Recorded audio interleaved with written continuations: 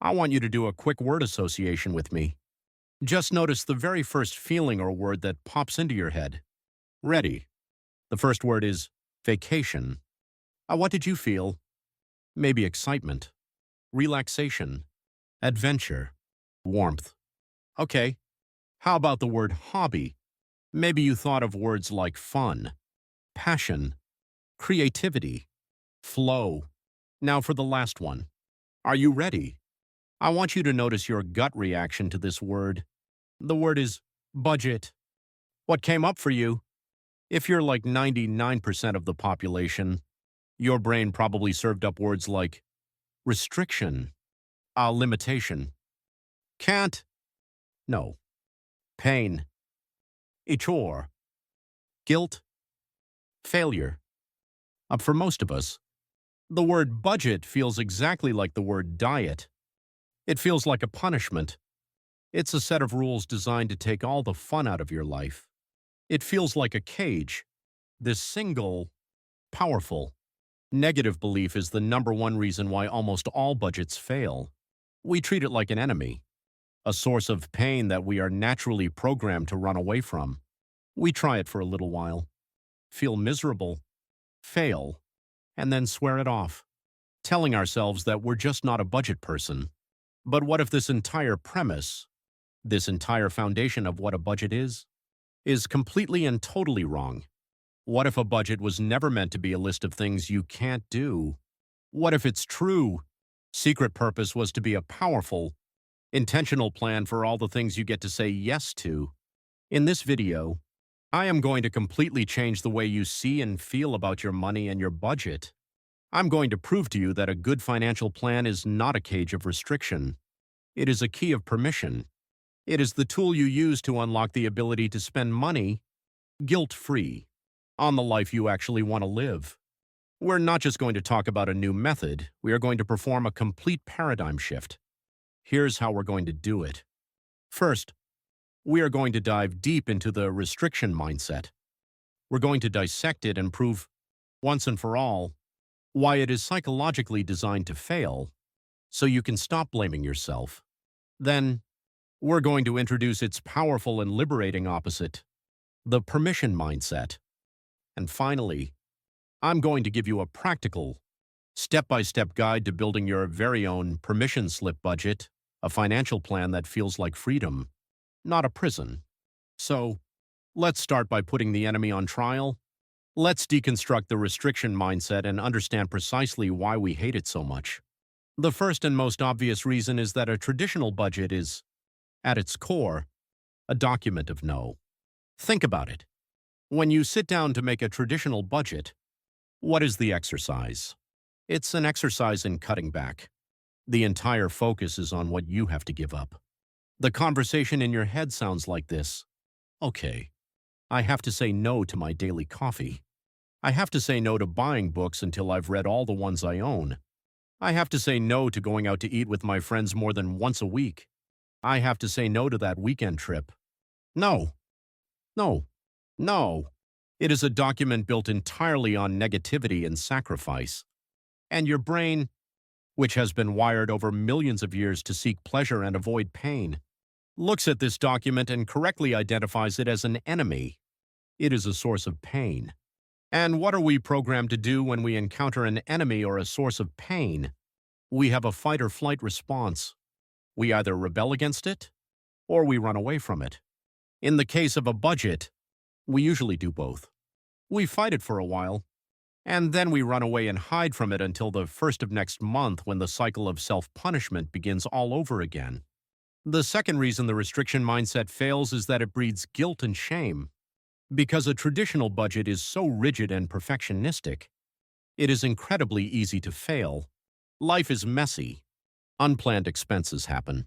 You have one day where your willpower is low and you buy something that wasn't on the list. In a healthy system, this would be a tiny, insignificant event. But in the pass-fail world of a restriction budget, what happens? You feel an overwhelming sense of guilt. You think, I failed. I blew it. I have no self-control. This feeling of shame is incredibly toxic.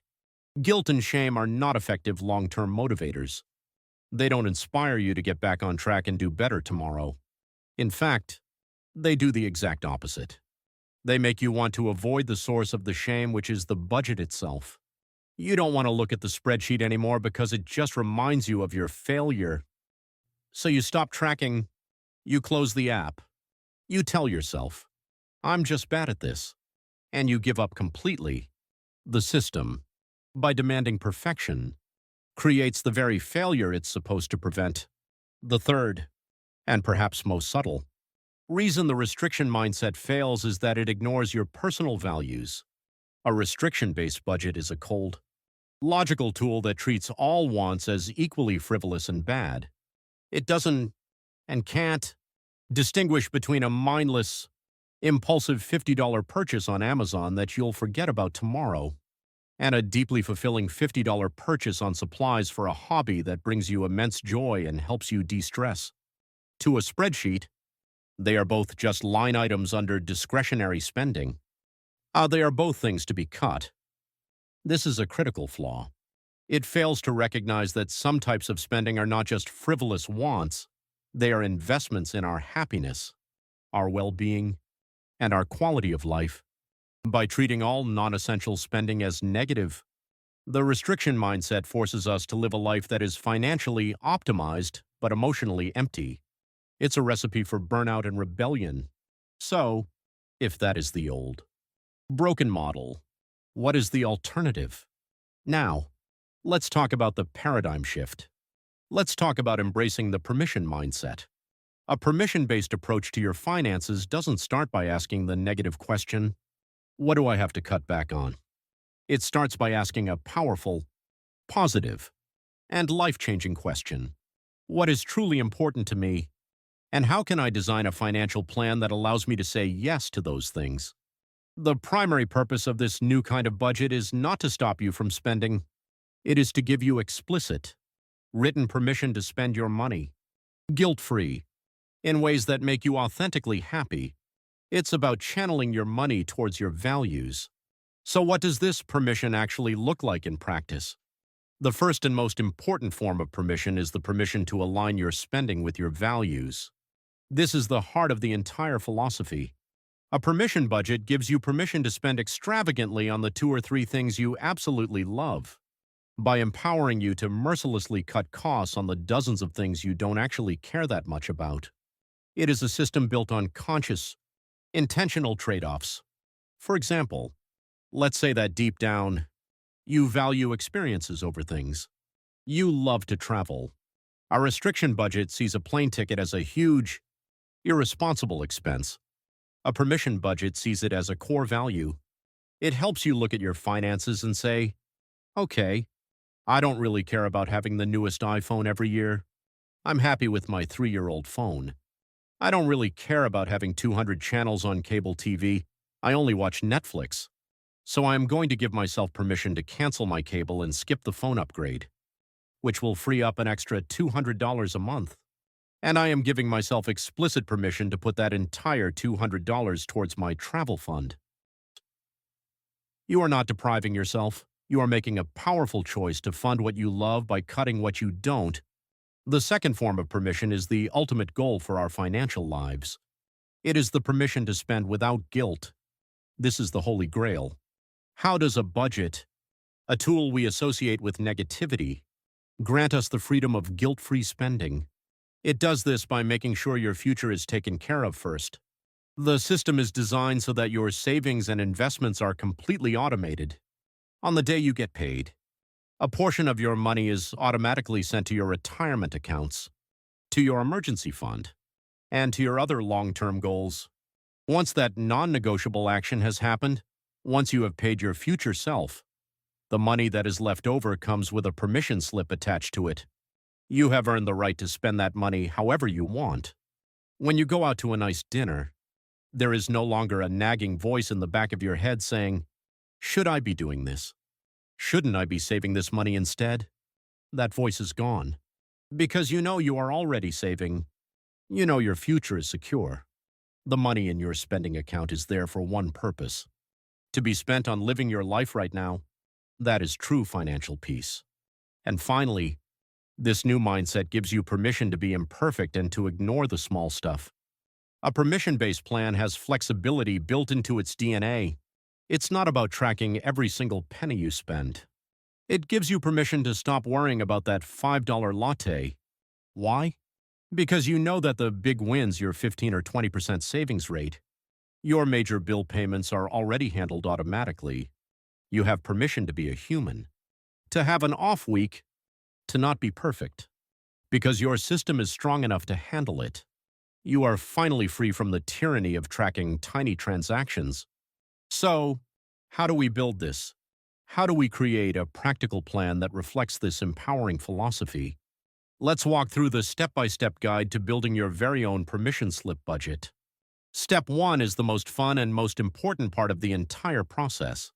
Before we look at any numbers, any bank statements, or any bills, we are going to define your permission slips.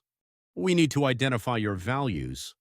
I want you to actually pause the video in a moment and take out a real piece of paper, or open a new note on your phone. I want you to write down the answer to this question. If money were no object, what 2 or 3 things would I absolutely love to spend more of my time and money on? To help you brainstorm, here are some prompts. What activities make you lose track of time? What is something you've always been curious about learning? If a friend gave you a $500 gift card to spend on something purely for fun, what would you use it for? Maybe your answers are things like traveling to new places, trying new, high-end restaurants, a specific hobby, like painting or golf or woodworking. Maybe it's personal development, like taking classes or buying books. Maybe it's about connection, and you want to spend more on going out with your friends and family. Write down your top 2 or 3. These are your official, guilt-free permission slips. This is the why that will drive your entire financial plan. This is what we are building our budget around. Now for step 2, we need to figure out the price of getting these permission slips. And that price is one simple, non-negotiable action.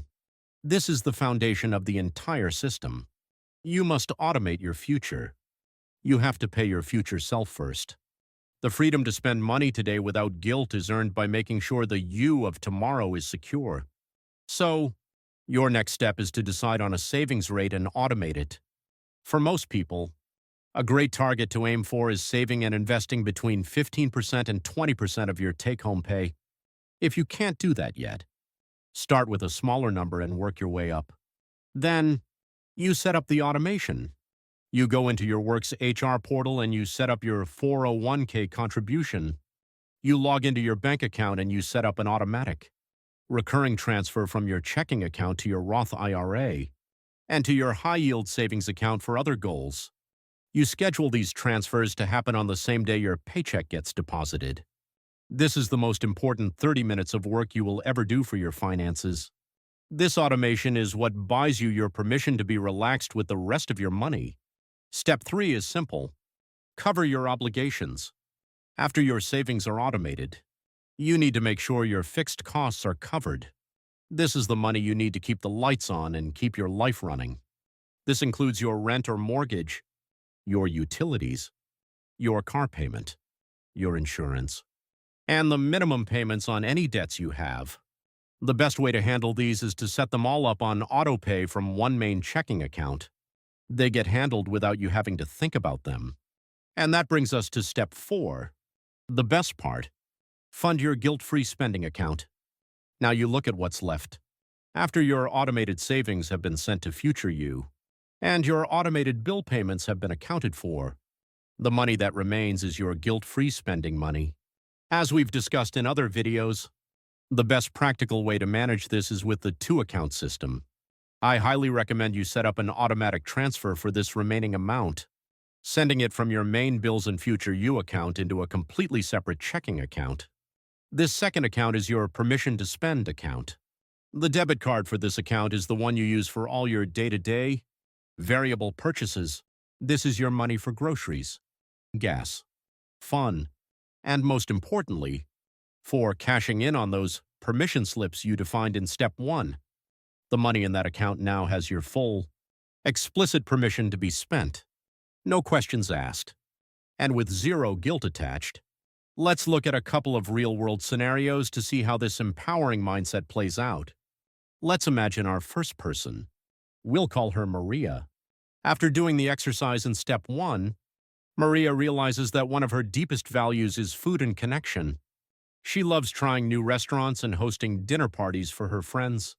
A traditional, restriction-based budget would have told her that eating out is a huge expense that she needs to slash. It would have made her feel guilty for every nice meal. But with her new permission slip budget, Maria takes a different approach. She looks at her other expenses and realizes she doesn't care at all about having expensive clothes or the latest tech. She decides to consciously make a trade-off. She gives herself permission to spend less on shopping, and in turn, gives herself permission to have a generous $400 a month budget for restaurants and groceries for her dinner parties. That $400 goes into her guilt-free spending account. When she goes out for a fancy dinner with her friends, she feels no guilt. She feels joy, because she is spending money on something she has explicitly defined as important to her. Her budget didn't restrict her, it enabled her passion. Now let's look at another scenario. Let's talk about Tom. Tom's passion is woodworking. It's his hobby, his creative outlet, and his way to de-stress. But high-quality tools and wood can be expensive. A restriction budget would label these purchases as frivolous or unnecessary. It would make Tom feel guilty for wanting to buy a new saw or a special piece of lumber. With his permission slip budget, Tom identifies woodworking as one of his core values. He decides to set up a separate, automated savings account, a sinking fund, specifically named woodworking tools. Every month, his plan gives him permission to send $100 to this fund. When he wants to buy an expensive $600 saw, it's not an impulsive, guilt-ridden purchase that he has to hide. It is a planned, value-aligned purchase that his financial system was specifically designed to allow for. He can buy it with confidence and joy, knowing that his other financial goals are still being met. The budget didn't stop him. It gave him a clear path to get what he wanted. So, as we bring this all home, I want you to see the profound shift we've made. We are moving away from a financial plan that feels like a cage, a list of no's that is handed down to you by some financial guru or a piece of software. We are moving towards a financial plan that feels like a key that you have forged yourself, a plan made up of powerful, intentional yeses that you have designed based on your own unique life, your own unique goals, and your own unique values.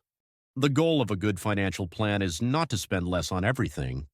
It is to empower you to spend more on what truly matters to you. A budget is not something that controls you. It is a tool that you control to intentionally and deliberately build the life that you want. When you see it this way, it stops being a chore. It becomes the ultimate form of financial self-care. It's you looking out for the you of today and the you of tomorrow. It is you giving yourself permission to be both responsible and happy. So, to close out our time today, I want you to take that first step. I want you to write your first permission slip. I want to know, what is the number one thing you want to give yourself permission to spend on without any guilt? Is it travel? Is it a hobby? Is it treating your friends? Is it learning something new? Write your permission slip in the comments below. Let's declare our values together and start to change our relationship with the B word today. If this new way of thinking about your money resonated with you and made you feel a sense of hope, please give this video a like and subscribe for more ways to manage your money with freedom and confidence. Thank you so much for watching.